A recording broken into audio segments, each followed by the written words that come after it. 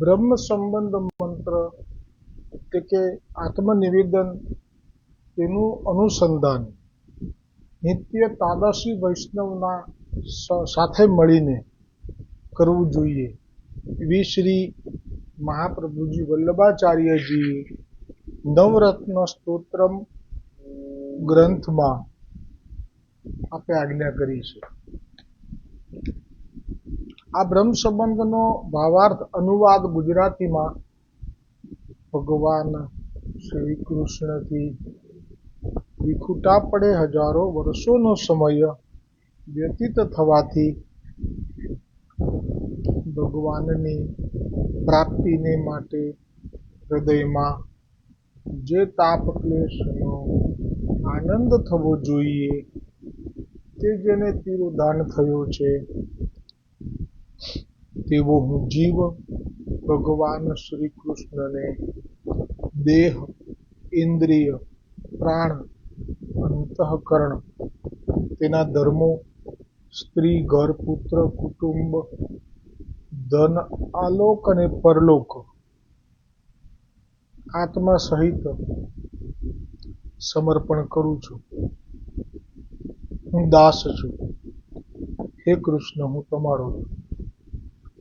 આ બ્રહ્મ સંબંધ મંત્રનો અનુવાદ જે આપણે અત્યારે વાંચ્યો, આ સમર્પણ જે લીલામાં પૂર્વે શ્રી ઠાકોરજીની ગોલોકની લીલા ભૂમિ પર હતા, પણ કઈ પણ કારણથી ભૂતલ ઉપર પડ્યા, પછી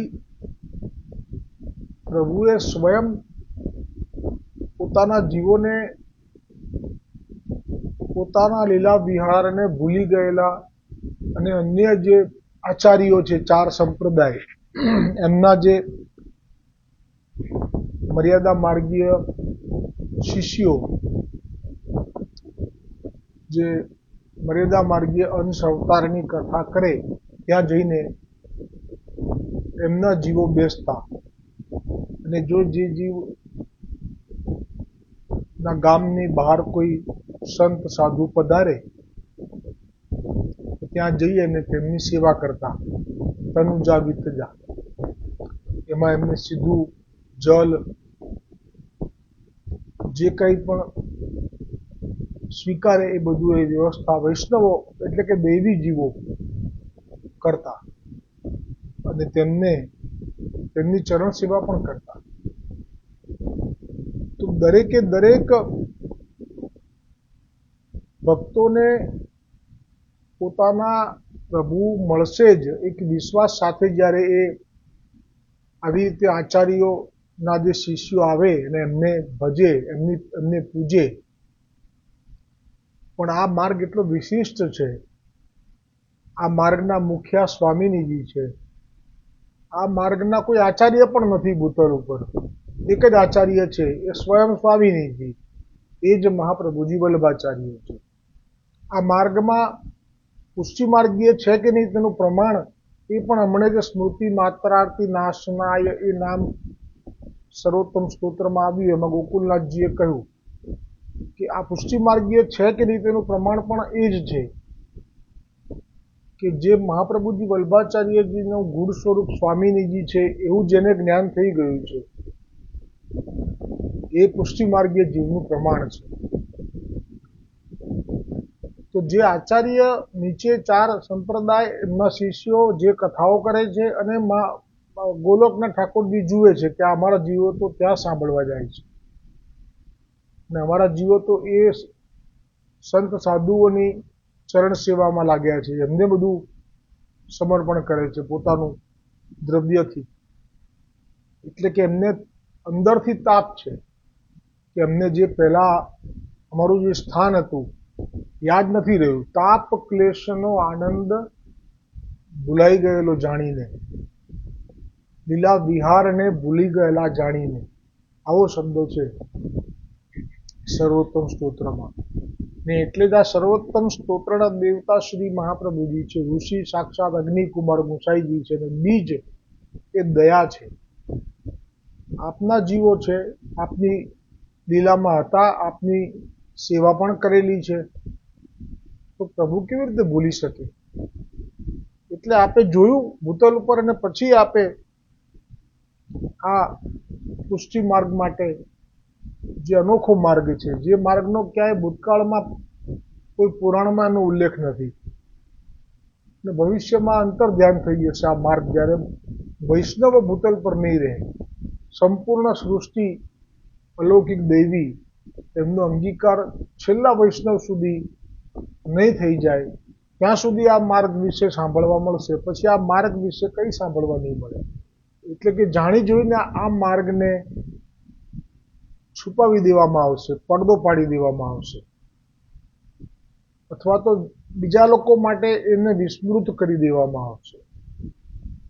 કેમ કે આ માર્ગ જ અનોખો માર્ગ છે, આ પ્રેમનો માર્ગ છે અને પ્રેમને કોઈ વાસના સમજી લે છે. એટલે આ માર્ગ વિશે જેનો પણ જે અભિપ્રાય છે તે આ માર્ગના લોકો માટે એ દુસહ્ય બની જાય છે. પ્રસંગ 252 જ પેલો આવેલો કે કન્યા સ્ત્રી હતી જે લગ્ન કરીને આવેલી, એ ગુસાઈજીની સેવિકા હતી અને જે એનો પતિ હતો જે મર્યાદા માર્ગીય રામાનંદાચાર્યના સંપ્રદાયમાં દીક્ષા લઈને આવેલો હતો. જે સ્થિતિ થઈ હતી, એક વખત એવું બોલી ગયો પેલો કે તમારા ઠાકોરજી તો કાયમ માટે સ્ત્રીઓની વચ્ચે જ ઘેરાયેલા રહે છે. એટલે કે ભાવ એવો હતો કે તમારા ઠાકોરજી તો સ્ત્રીઓનું ગમન કરવાવાળા છે. પછી તો આ સ્ત્રીએ પણ કહેલું કે તમારા ઠાકોરજીને તો એક પત્ની હતી તે પણ સાચવી શક્યા નહોતા. એમ કરીને બંને જણા વચ્ચે ઝઘડો થઈ ગયેલો. પછી ભગવાન ઠાકોરજી પ્રગટ થયા તો એક જ થયા પાછા, કેમ કે ઈશ્વર ખરેખર એક છે, પણ જેવો ભાવ છે એવું સ્વરૂપ પ્રગટ કરે છે. આ પણ એક મને તે વખતે સમજાયું નહોતું. મેં કીધું કે આ કેવી રીતે બની શકે? આ પુષ્ટિ માર્ગીય છે, આ રામાનંદાચાર્યજીનો શિષ્ય જે છે પરંપરામાં એનાથી કંઠી એણે ધારણ કરેલી છે. અને બે વચ્ચે પ્રભુ જ્યારે ઝઘડ્યા ત્યારે એક જ પ્રગટ થયા અને એક જ પ્રભુએ પાછું એમ કહી દીધું કે તમારા બેના આ ઝઘડાથી મને આનંદ થયો કે તમે અલૌકિક બાબત માટે આવી રીતે ઝઘડ્યા, તો હું પ્રસન્ન પણ થઈ ગયો. જો તમારે જો જોઈતું એ માગી લો. તો પછી આ બધું જે ભાવ હતો કે અમે તો બસ નિત્ય આવી રીતે સત્સંગમાં જીવન પૂરું કરીએ અને નિત્ય તમે દર્શન આપો. એ વખતે ખરેખર તો બે જણાને વચ્ચે લૌકિક સંબંધ છેક સુધી ન હતો. એ રાત્રિએ સત્સંગમાં જ ડૂબતા, પણ આ ક્લેશ થયો એમાં જે પ્રસન્ન થયા પ્રભુ, એટલે કે ભાવથી કે અભાવથી પણ જો સત્સંગ થાય છે તો પણ એનું ફળ તો ઉત્તમ જ મળે છે. પણ એ ફળમાં જે સમજ ના પડી મને શરૂઆતમાં, એક પ્રભુ કેમ પ્રગટ થયા? બે થવા જોઈએ, બે ના. તો પ્રભુ ખરેખર એક જ છે, પણ જેવો ભાવ છે એવું સ્વરૂપ પ્રગટ કરે છે. એટલે આ દોડ પણ છે કે ભાવનામાં વસી રહ્યો ભગવાન, ભારે છતાં એ હળવો થાય, જેવા ભાવે ભજો ભગવાનને એવા સ્વરૂપથી દેખાય. એટલે જે દ્વારિકાધીશજીને વિનંતી કરી રૂકમણીજીએ કે તમે રાસ માટે અહીંયા દ્વારિકામાં જ વેણુનાદ કરો, તો એ પછી પ્રમાણ મળે છે એમાં કે કેવી રીતે કરી શકે. તો થયું છે પ્રમાણ કે ત્યાં ચંદન તલાવડી જે અત્યારે સ્થળ છે તીર્થભૂમિ, એ પહેલા ચંદન તલાવડી નહોતી, એ વન હતું દ્વારિકાધીશજીનું, દ્વારિકાની નગરીની પાસેમાં. અને એ વનમાં જઈને આપે પુષ્ટિ આવેશ આપનામાં આવિર્ભાવ કર્યો. એટલે હતા દ્વારિકાધીશજી, પણ પુષ્ટિ આવેશ આવિર્ભાવ કર્યો ને પછી વેણુનાથ કર્યો. ને એ વેણુનાથ થયા પછી રાસ તો થવો જ જોઈએ. આપનો સંકલ્પ મિથ્યા ના થાય ને, પ્રભુ છે. પણ રૂકમણી આદિ 16,108 સિંહ દ્વાર દરવાજા સુધી આવે છે, ગુરુજનો, સસરા અને વડીલજનોને જુએ છે, અને જે વૈદિક પરંપરાથી જે ચારિત્ર્ય વિશે પૂછશે તો અમે જવાબ શું આપીશું? અને અમારે જોઈને લોકો સમાજ શિખામણ લે છે, તો કાલ ઉઠીને સમાજ પણ જો આવી રીતે ભ્રષ્ટ થશે તો એના પાપના ભાગીદાર અમે થઈશું. આ બધી થઈ વેદની મર્યાદાઓ. પ્રભુએ તો શરૂઆતમાં જ કહ્યું હતું કે ગોપીજનોની જેમ તમે વેદ મર્યાદાનો ત્યાગ નહીં કરી શકો, તમે તો રાજકન્યાઓ છો. એટલે સમર્પણ જે છે, આ આપણે જે કર્યું, શબ્દોથી વાંચ્યું, એ બધા માટે નથી. જેમને વિહારમાં પહેલા સ્થાન મળી ગયેલું છે, જેમણે પોતાનું સર્વસ્વનું સમર્પણ એકવાર તો કરી જ દીધેલું છે, પછી લીલા પ્રાપ્તિ પણ કરી દીધેલી છે, પછી પડ્યા છે, ને એ લોકો આ સમર્પણ સહજ રીતે કરી લે છે. એમને આ સમર્પણ થયા પછીના જે નિયમો છે, એમને નિયમો બંધન નથી લાગતા. એ નિયમો એમને જાણે કે લીલા પ્રાપ્તિની સીડી સમાન છે, એક પગથિયા ચડીને ત્યારે હું પહોંચી જઉં. એના માટેના જે નિયમો છે એમને જરા પણ કઠિન નથી લાગતા. આ પ્રમાણે છે કે આ લીલાના જીવ છે. હવે સાથે છે બધા જે એ બધા દૈવી નથી, તો પછી એ સંઘર્ષ થાય છે ઘરમાં. એમાં પણ આ પરળ બ્રહ્મ છે, એટલે એમના હૃદયમાં તો પાછા આ બિરાજે જ છે. એટલે જેટલું થાય તેટલું એમનું મન શાંત રખાવી અને એમને પણ સહાયક થાય, દૈવી ઘરમાં જે જીવો છે એમને, એવું આપ પણ કૃપા વિચારે છે. એટલે તો અમુક વખતે આપણને એમ થાય કે કેવી રીતે સંભવ છે કે આવી પુષ્ટિ માર્ગની રીતિનું પાલન કરે છતાં એના ઘરના લોકો આવા ડાયાડમરા. એ ડાયાડમરા નથી, ખરેખર ડાયાડમરા તો નથી, પણ પ્રભુએ પોતે એમ કે આપ અંદર બિરાજમાન છો બધાના હૃદયમાં, એટલે આપ થોડું ઘણું તો કંટ્રોલ કરી શકો છો રેગ્યુલેટરનું. આનું પ્રમાણ તો છે જ ને કે જે મથુરા સુધી આવી ગયા પ્રભુ બલરામજી, સખાઓ, ભૂખ લાગી, સખાઓને વિનંતી કરી. પ્રભુએ જાણ્યું કે યજ્ઞ કરી રહ્યા છે સ્વર્ગ પ્રાપ્તિ માટે મથુરાના બ્રાહ્મણો,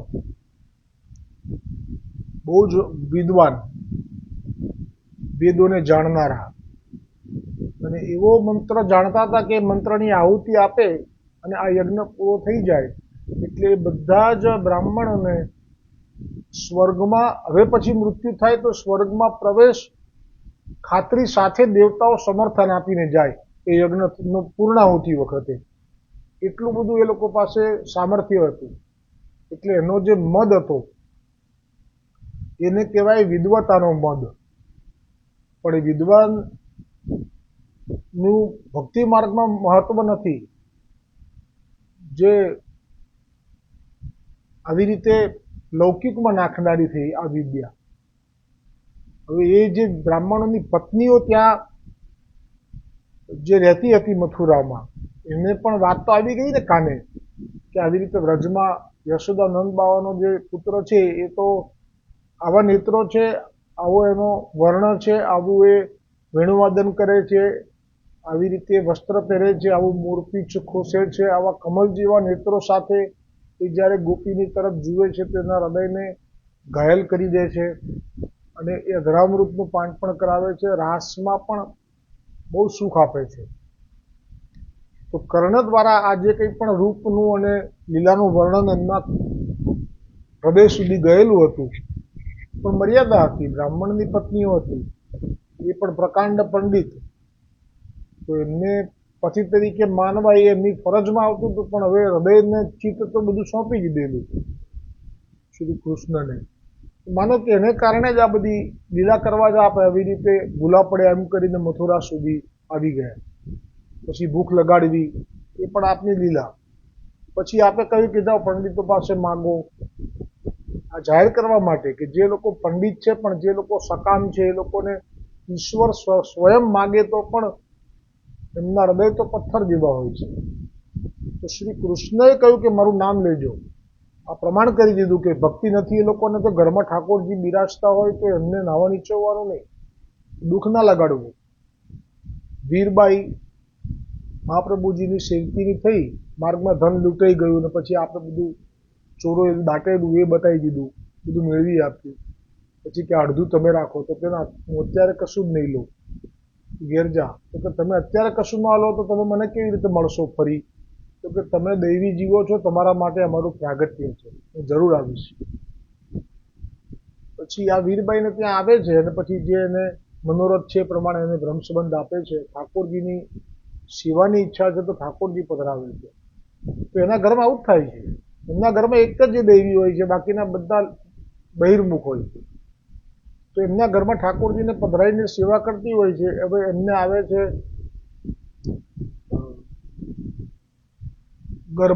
ગર્ભ રહે છે, છેલ્લો મહિનો છેલ્લો ક્ષણ જતી હોય છે. એ વખતે જન્મ થાય છે બાળકનો. તો એ જે વીરબાઈ છે એનું ચિત્ત ઠાકોરજીને હવે સેવામાં કોણ પહોંચશે, કોણ જગાડશે, કોણ ભોગ ધરશે એમાં છે. અને જે ઘરના લોકો છે એને ઠાકોરજીની આ સેવા રોજ કરે છે, રોજ જુએ છે એ લોકો. પણ એ લોકો લીલાના જીવ નથી એટલે એમને કોઈ જાતનું ખેંચાણ નથી થતું. એટલે આ જે બાળક જન્મ્યો એટલે પોતાના ત્યાં લૌકિક જે સુખ આવ્યું એનો વધાઈ કરવા માટે હાથમાં વેલણ અને થાળી લઈ અને મીઠાઈ લઈ અને બધે વધાઈ આપવા નીકળી જાય. આવો પ્રસંગ છે. ત્યારે આ વીરબાઈને જે દુઃખ પામે છે કે મારા ઠાકોરજીને સમય થઈ ગયો છે જાગવાનો, અને હવે બહુ જ રડે છે. અને બાળક જે જન્મ્યો છે એને પણ એ તિરસ્કાર ભરી દ્રષ્ટિએ જુએ છે કે આ તો કોઈ પાપ છે મારે ત્યાં, જે મને મારા ઠાકોરજીની સેવામાં કોઈ આવતું નથી ને હું તો જઈ શકતી નથી, કેમ કે હું તો નર્કમાં પડી છું. તો જુઓ પ્રેમની પરાકાષ્ઠા કેવી હોય છે. જ્યાં પ્રેમ હોય છે પછી ત્યાં નર્ક નથી હોતું. લૌકિક વૈદિક રીતે તો નર્ક છે, જે રીતે બાળકનો જન્મ થયો છે સ્થિતિ. પણ પ્રેમની પરાકાષ્ઠા કેટલી બધી છે કે પછી તો ઠાકોરજી આજ્ઞા કરી કે તું તારે ખંતાન લપેટી અને છાણથી તારું શરીર લેપી અને સ્નાન કરીને તું જ સેવા કર. બસ આ વાત છે. ઘરના લોકો નથી કરતા તો એના વિશે કોઈ દિવસ દ્વેષ નહીં રાખવો જોઈએ, કેમ કે નથી એ લોકોને લીલામાંથી પડવાનું થયું, એમને કોઈ એવું નથી. હવે આ બાપ ઠાકોરજી જે રીતે આવ્યા અહીંયા, પંડિતોએ તો કહી દીધું કે ના અમે તો નહીં આપીએ. કહ્યું કે શ્રી કૃષ્ણ બલરામ આવ્યા છે, અહીંયા સુધી આવી ગયા છે, ભૂખ લાગી છે અમારા માટે અને એમના માટે ભોજન આપો ને. તો એમાં ભાગવતજીનું એવું વર્ણન આવે છે કે એ લોકોએ એટલી ચતુરાઈ વાપરી, કારણ કે બ્રાહ્મણો હોય ને ચતુર પણ બહુ હોય, વિદ્વાન હોય એટલે ચતુરાઈ તો હોય જ. જો કે હરિરાયજીએ કીધું છે કે ચૂલે પડો ચતુરાઈ ભક્તિ વિનાની ભવાઈ, એવા જ છે આ બધા. એ લોકોએ ચતુરાઈ એવી વાપરી, જાણ્યું કે શ્રી કૃષ્ણ બલરામ આવ્યા છે, કર્ણમાં કયું નામ સમજી ગયા કે આ કોણ આવ્યા છે, પણ છતાંય એ લોકો જાણે કંઈ સાંભળ્યું જ નથી એવી રીતે આંખ આડા કાન કહેવાય ને ગુજરાતીમાં કહેવત છે, એવું કર્યું. આ લોકોને ખબર પડી ગઈ કે આ તો જો નથી આપતા, પ્રભુના સખાઓ છે. પાછા ગયા, આવું કહ્યું કે આવું થયું તો હસ્યા. એટલે કે તમે તો હસો છો, અમને તો બહુ ભૂખ લાગી છે. તો કે હવે તમે એમની પત્નીઓ પાસે જાઓ, એ અમારી ભક્ત છે. તો કોઈ દિવસ મળ્યા પણ નથી, તો પણ કહી દીધું કે અમારી ભક્ત છે. એટલે પ્રભુ દરેક આ જે પ્રસંગ કેમ લીધો છે, પ્રભુ બધાના અંતરમાં બેઠા છે. નથી મળ્યા એનું મહત્વ નથી, અંતરમાં બેઠા છે એટલે બધું જાણે છે કે આ લોકો તો મને પ્રેમ કરે છે, મારા ગુણ સાંભળીને મને એમનું ચિત્ત આપી બેઠી છે, એટલે આ દોડતી આવશે. બધું જે વ્યંજન રેડી હતા, જે હવનની સામગ્રી અને ભૂદેવો માટે, એ બધા લઈને નીકળી પડી થાળ હાથમાં લઈને. આ પતિઓ કહે છે કે આ તમે અમારી અવજ્ઞા કરી રહી છો, તમે અમારી પત્નીઓ છો, અમારી આજ્ઞા વગર તમે અમારું ભોજન તમે કેવી રીતે કોઈને આપી શકો? ધ્યાન રાખજો, પરિણામ તમે સમજાવો હવે શું આવશે. અમારી અવજ્ઞા કરીને ગયા તો પછી પાછા ના આવતા. આ વચન કઠોર. પણ તે વખતે આ જે છે એ જાણે છે કે આ કોણ છે, અને જે પ્રેમ થયો છે થયો છે. હવે પ્રેમ એવી વસ્તુ છે કે થઈ જાય છે, કરાતો નથી. એટલે સંસારમાં હવે શું દુવિધા આવશે એની પણ અવેરનેસ મળી ગઈ, આ શબ્દોથી કહી દીધી, ચાલી ગયા. પછી લેવડાવે છે અને પછી કહે છે કે અમે પાછા નહીં જઈએ. કે જવું તો પડશે. એ લોકો યજ્ઞ કરી રહ્યા છે સ્વર્ગ પ્રાપ્તિનો, એમાં સજોડે તમે એક છેલ્લે જે કર્મ આવે છે સજોડે કરવું પડશે, તો જ એમને સ્વર્ગમાં જવા મળશે. તો તમે ના પાડતા જવાની.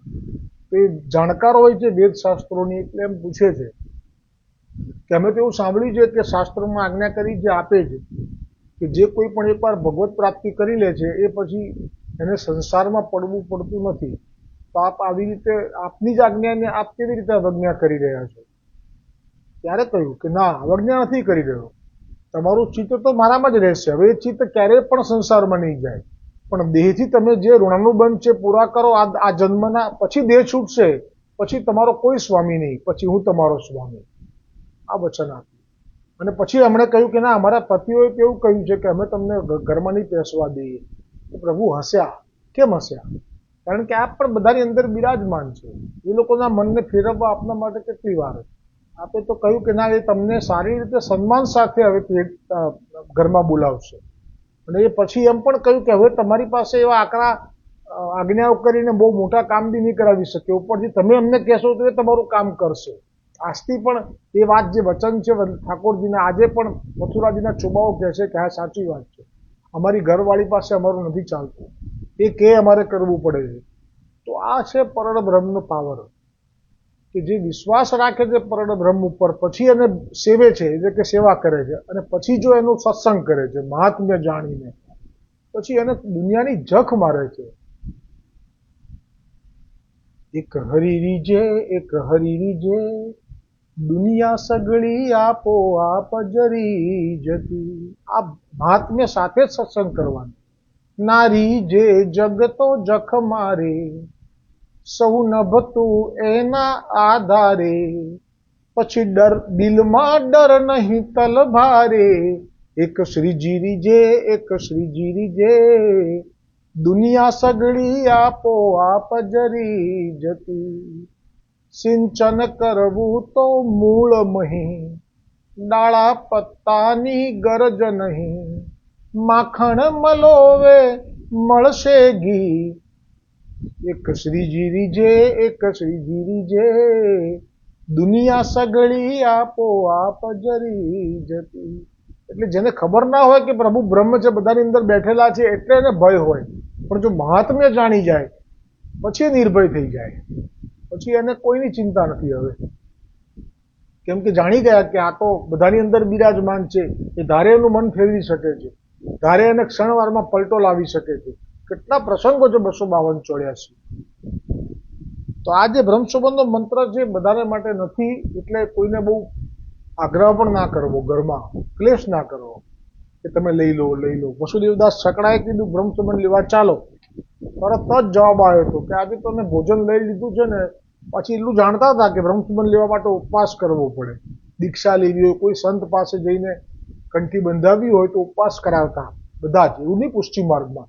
એવી બુદ્ધિ હતી વસુદેવદાસજીના માતા પિતામાં. એટલે કે આજે તો ભોજન લઈ લીધું છે ને, આજે નહીં, હવે કાલે, ટાળવાની ઈચ્છા. કેમ કે એ લોકોને માયામાં ખેલવાનું હૃદયમાં મનોરથો ભરીને બેઠા છે. એમને ભવ પાર થવું કે 84 લાખ શરીરમાં ગયા પછી પાર નહીં આવે. એકવાર શ્વાન યોનિમાં ગયો છે તો પાર લાવવા માટે કોઈ પ્રયત્ન કરી જુઓ. કોઈ પણ પ્રયત્ન કરો તમે, મોટા મોટા સંતને મહાત્માને બોલાવીને કહો કે આ શ્વાન યોનિમાં છે, એને મનુષ્ય યોનિ અપાવીને કૃપા કરો, તો કરી શકશે? તો આ જે ભય જ નથી જે લોકોને, ભલે અમે ભોગ ભોગવી લઈએ, વિષયમાં ડૂબી જઈએ, પર સ્ત્રી ગમન કરી લઈએ, પર ધન હરી લઈએ, મદિરાપાન કરી લઈએ, આપ મુઆ ફિર ડૂબ ગઈ દુનિયા. અરે દુનિયા ડૂબવાની નથી, દુનિયા તો આમ નામ ચાલવાની છે, પણ તું ભવસાગરમાં ડૂબી જઈશ. અને ભવસાગરના જળ છે ઊંડા, ભવસાગરના જળ છે ઊંડા. અરે જે જે તણાયા જડે નહીં શોધિયા, કે જે તણાયા જડે નહીં શોધિયા. ગયા એટલે ગયા, પછી ક્યારે પાર આવશે? ઓહો, શું હિસાબ લગાવી શકીએ આપણે? તો આ સત્સંગ આજે વિરામ થાય છે. ગોવિંદ ઘાટ કી જય, ગોવર્ધન નાથ કી જય, બ્રહ્મ સંબંધ મંત્ર કી જય.